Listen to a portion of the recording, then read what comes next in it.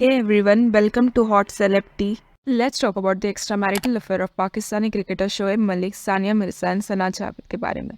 सना जावेद एक पाकिस्तानी एक्ट्रेस है। उन्होंने कई पाकिस्तानी ड्रामास में काम किया है। Sana getting married to Shoaib is not a only marriage. Sana का इससे पहले भी एक शादी हो चुकी थी इन द ईयर 2020 में विद पाकिस्तानी सॉन्ग राइटर उमेर जसवाल। ये दोनों ने एक अपने फैमिली एंड क्लोज फ्रेंड्स के प्रेजेंस में एक प्राइवेट सेरेमनी में शादी की थी। बट शादी के कुछ साल बाद दे कुड सी कि काफी डिस्प्यूट्स एंड आर्ग्यूमेंट हो रहे हैं उनके बीच एंड इसी के चलते दे बोथ गॉट डिवोर्स। एक इंटरव्यू के दौरान नईम हानिफ ये जर्नलिस्ट रिवील करते हैं दैट उमेर जसवाल को काफी प्रेशराइज किया था फॉर साइनिंग डिवोर्स पेपर। उमेर को थ्रेटन किया जाता था ऑन फोन कॉल्स दैट ये मैटर को वो कॉन्फिडेंशियल रखे एंड जल्दी से जल्दी ये मैटर को क्लोज कर दे। एज ये कपल सेपरेट हुए थे they both decide to delete all the photos in which they were together. Moving on to Shoaib, so let's know about his dark past. Shoaib 2002 में आयशा सिद्दीकी के साथ शादी कर लेते हैं। आयशा हैदराबाद से बिलोंग करती थी and was teacher by profession. Shoaib ने आयशा के ऊपर कैट फिशिंग का आरोप डाला था and he also denied his marriage with Ayesha. After that Ayesha ने शोएब की कंप्लेंट पुलिस स्टेशन में फाइल की थी for the reason that Shoaib abandoned her. Shoaib की side of story was Shoaib जब आयशा से बात करते थे तब उनका एज 20 के अराउंड था।